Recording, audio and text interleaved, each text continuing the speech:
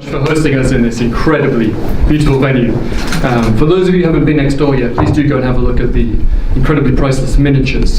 I haven't seen anything so small, so beautiful, so incredibly valuable since the last time I had a chat to the speaker.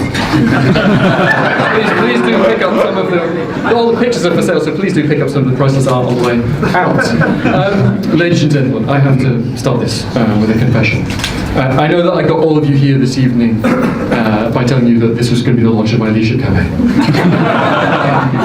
Now, I've just realised looking around the room that I'm afraid I've actually promised all of you that I would make you Chancellor. That is awkward. I'm afraid the punchline is I'm withdrawing from the race.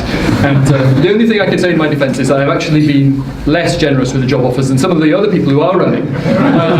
So that's my defence anyway. But welcome to Onward's first birthday party. And it's great to see so many people who've helped us so much over the last year to get going. You've been really good friends to us. And I'd like to take this evening to thank, first, our amazing director, Will Tanner. And I also particularly like to thank our Vice Chairman, Martin Rose. Both Will and Martin took a huge chance last year in getting us established, and I'm incredibly grateful to you as people who helped us get off the ground. So, it's been a great year. Obviously the first year, a lot of our time has been about building up the organisation, fundraising, getting our new office set up, but we've also achieved a lot in the first year. We've published 6 major reports, we've secured changes in the budget, we've built up a network of 1,000 young under 35s, and we've also had 14 speeches from cabinet ministers, some of whom are still in the cabinet. It's been a great year, but next year we need to be even more productive, because there's a lot to do. Although it might not seem like it, there will in fact come a day when we're not just talking about Brexit. A day where we'll be talking about all the other challenges facing the country. We want to be ready for that day. And of course the Conservative Party's now been in government for 9 years. And successful political parties always need to be constantly renewing themselves. They need to be showing that they're the people with the big new ideas to cope with the challenges of today, whether it's new technologies or the implications of new issues in society like polarisation between old and young voters, or the big questions for the economy. Now, I'm hugely proud of some of the things we've achieved in government over the last 9 years. Let us not forget that we inherited a situation where not only was the government bankrupt, not only had we had the biggest recession since the Second World War, but 1 million men and women had been thrown on the dole. And we have turned that around into a situation where we've got debt falling and we've got record levels of employment. I'm really proud of that.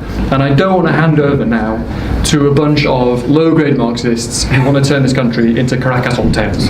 And we can avoid that, but we need to do some things if we're going to avoid it. We need to be the people who've got the new ideas and the people with a compelling vision that can attract people who haven't traditionally voted Conservative to the party. And that is part of what Onward is about. And we are really, really lucky to be joined in our efforts this evening by 2 of the big hitters in politics. The Attorney General and the Secretary of State for Work and Pensions, the Torville and Dean, if you will, of we are usually nice. On thin ice, indeed. He writes itself. Now, these are very widely known people, but there are some things about them that are not so widely known. For example, the Attorney General is widely known as a man of great eloquence, a man of fame for his barnstorming speech at the Conservative Party conference. But he's not so widely known that he was in the Cambridge Footlights with Stephen Fry, Hugh Laurie, and other luminaries like Emma, what's her last name? Emma Thompson. Emma Thompson, whose politics have gone in a slightly different direction, who's currently supergluing herself to the first-class bar. And our other guest speaker, Amber Rudd, of course, is equally famous. But what is not so widely known is some of the things that go on in your constituency. One of my friends was there just the other day, taking part in a pagan ritual called the Green Man. The Green Man. And this is, and I quote, this is a pagan ritual which involves a ruddy young milkmaid, perhaps not the Secretary of State for Work and Pensions,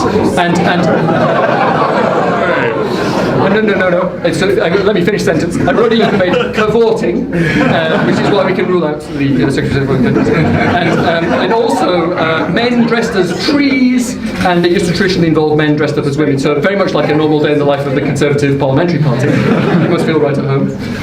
And these two people, even though they were on different sides of the referendum, are people who have got one thing in common, which is they are strong believers in one nation politics and in a Conservative Party that is sensible, forward-looking, outward-looking. And they are people who are brilliant speakers and contribute a lot to our political party. And we are hugely, hugely lucky to be able to welcome here this evening. So without further ado, I'm going to hand over to Amber Rudd. And please, everybody, put your hands together and give an extremely noisy welcome to Amber Rudd. Thank you so much.